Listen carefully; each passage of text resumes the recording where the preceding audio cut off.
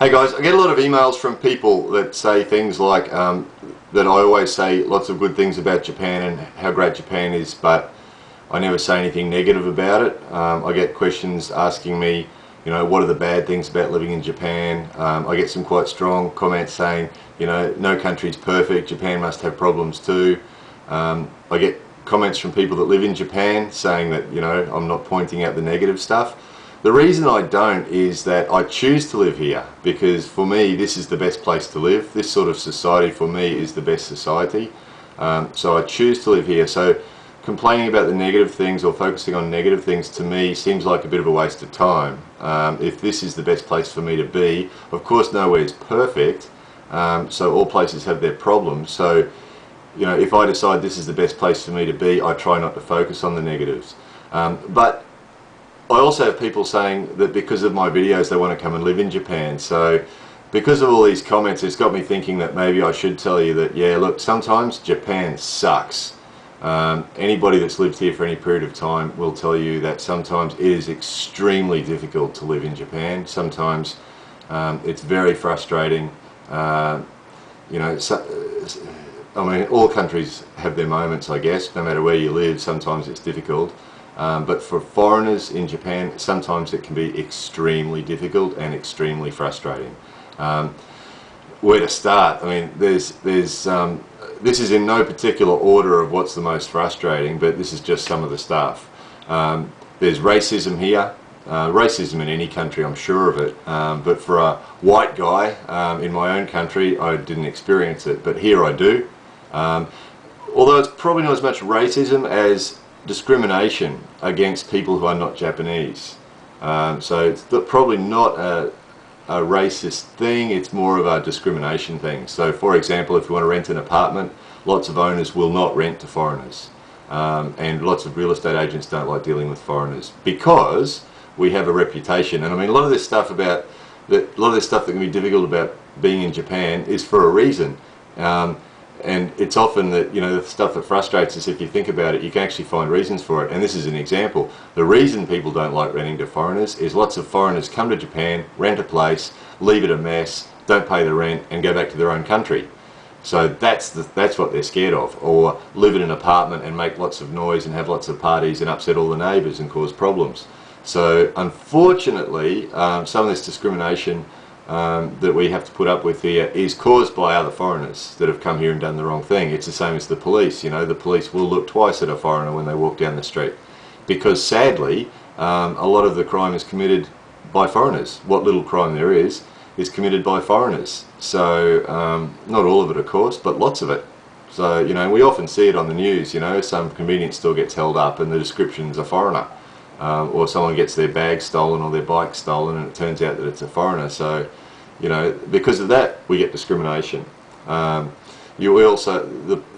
is also very sexist. Very sexist. So, guys are considered to be cool and sort of king-like, and even young boys are spoilt rotten and allowed to do what they want. And girls are definitely in Japanese society further down the totem pole. So, as far as sexism, Japan's like 30 or 40 years behind the rest of the world. And, obviously for women coming to Japan that can be frustrating because sexual harassment is still rife in Japan and women are still seen by lots of people in Japan, male and female, as sexual objects and as secondary to men. So for a woman coming to Japan, foreign woman coming to Japan, that can be obviously frustrating. And for men in Japan, that can be annoying. For example, I don't like watching Japanese TV, and it's because there's loads of sexism. The guys in their suits being the cool, amusing guy, and the girls sitting there in very, very small clothes, giggling and laughing at everything that the guys say. And the way women are portrayed on television, usually, I mean, there's some exceptions, but usually they're not portrayed as intelligent. Then no one's interested in what they've got to say. If there's anything intelligent to be said, it's supposedly the guys that are saying it, and the girls all just sit there and are impressed by it. So sexism is an extremely frustrating thing in Japan. As far as the society, this place functions so smoothly because everyone cooperates. As a result of that, or as part of that, free thinking isn't encouraged.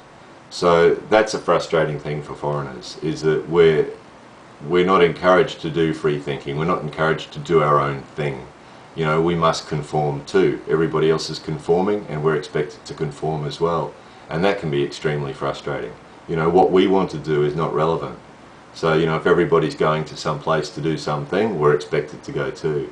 You know, and saying, oh, I don't really feel like it. You know, I might just go home, kick my feet up and have some beer. You know, you can do it, of course, but, you know, any sort of free thinking, any sort of doing your own thing is likely to result in some sort of consequence, you know, that people think less of you, or people don't offer you jobs, or, you know, I've discussed this before in the other how-to videos. You know, they just, you know, if you don't conform and don't do what you're expected to do, you know, there'll be a price to pay somewhere along the line. So that's frustrating. Sometimes we want to do our own thing and we can't.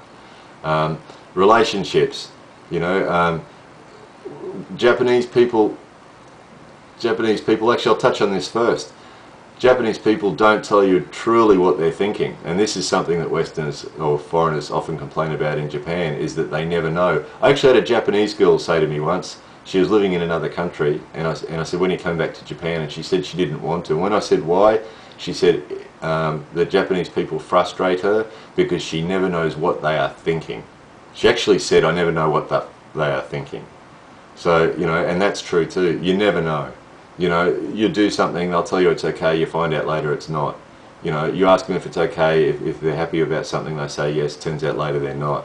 You know, and what they're trying to do is they're trying not to say anything that's going to make you feel bad, but as a result, you know, they call it tatemae, and it means don't say anything that's going to make anyone else feel bad. But Westerners call it lying.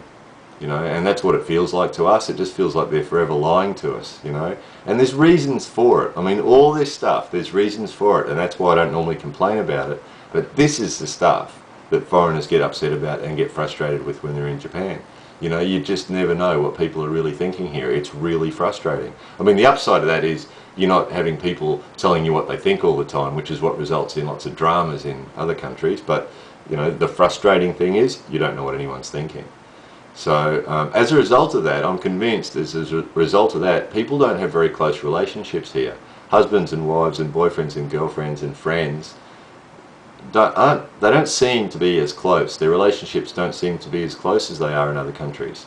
You know, and there's millions of examples of this. But, you know, for example, guys and girls, you know, usually the guys hang out, you know, they might have a girlfriend and the girl might have a boyfriend, but they go out with their girlfriends and their boyfriends. They don't go out together very much. This is generally. They don't go very much. Husbands and wives, you know, don't spend a lot of time together. They do stuff with other people. You know, the relationships here just don't seem as close. And friendships that you have here, you know, I know people that have been here for 6 months and tell me they've got lots of really good Japanese friends, you know. And I have Japanese friends, but, you know, I think if I went back to my old country, it'd be unlikely that I would hear from these people very much again. You know, at first maybe a couple of emails, and then after that, no. So their friendships aren't really close, and you can even see that between Japanese people. You know, you have two people that lifelong friends, but you know, when it comes to the crunch, quite often you see that, you know, they're not really that close. I think it's just part of the society and the way the society works that this is what it results in, you know. And it's not always the case. Nothing I've said is always the case. You know, this is just observations based on generalizations of what I've seen, you know. So, so yeah, I could go on. There's lots of frustrating things. So, you know, if you come and live in Japan, you know, a lot of people come. There's a very high number of people that come to Japan with the intention of living here for a year and go back within 6 months. And I can't remember what it is. It's high. It's a very high percentage of people that come here for a year and within 6 months go back to their own country, because the image that we have of Japan is, you know, wonderful and you know, fantasy land, but it's really not. Sometimes it's really, really tough. And the truth is that a lot of foreigners come here and just can't cut it. You know, I mean, there's been a lot of times where I've been, you know, wanting to go home. I haven't, because I still think this place wins, but, you know, there's some days, and everybody has them when they come here, and some people just cannot cut it. It's just too much for them. You know, if you're not prepared to conform, you're not prepared to bite your tongue and just do what you have to do, if you don't just go with the flow here and just do what everybody else is doing and not feel that you have to express your opinion or do your own thing, or if you can do that, you'll be happy here. if you feel strongly that, you know, everything you do must be your choice and you must want to do everything that you do, and if you don't want to do it, you won't do it, and everything else, you probably won't last. And you know, a lot of people don't. You know, they come here for a year, go home within 6 months, so it's pretty common. So bottom line is, it can really suck. For me, it's worth it. And the people that stay here really long term, that's what they'll say. They'll have days where they say to you, I hate this place, you know, it drives me mad, but they come to the conclusion that it's worth it, and so they put up with the frustrating stuff. The people that don't think it's worth it, they go home. Or they stay here and complain and drive everybody crazy and end up with no friends. So they have a choice. So anyway, yeah, sometimes Japan sucks, but for me, it's worth it.